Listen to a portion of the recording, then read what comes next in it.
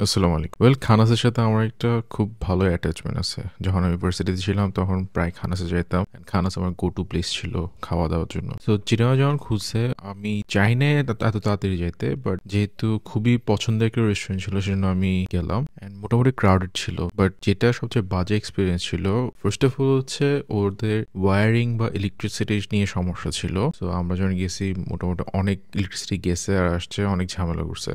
এরপর কিছুক্ষণ পরে হঠাৎ করে দেখি হচ্ছে পুরো রেস্টুরেন্টটা ধোঁয়াতে ভরে গেছে। এটা মেইনলি ওনারদের একটা ফল্ট বলবো। অ্যান্ড স্টাফরা যথেষ্ট পরিমাণ পেশেন্ট ছিল অ্যান্ড ওদের চেহারার মধ্যে দেখা যাচ্ছিল they were tired and they tried their best to serve. এখন আসি ফুড নিয়ে, ওইটা নিয়েও ডিসঅ্যাপয়েন্টিং ছিল। খানাসে মোটামুটি যেসব ফেমাস ছিল ওগুলো আমি কিছুই পাই নাই। আমার খুবই ফেভারিট ছিল হচ্ছে hunter beef, smoke chicken sandwich, potato wedges আর কোল্ড কফি। এই জিনিসগুলো আমি সবসময় খেয়ে থাকি। নতুন হিসাবে রাশ হিসাবে ওগুলা শেষ হয়ে গেছিল।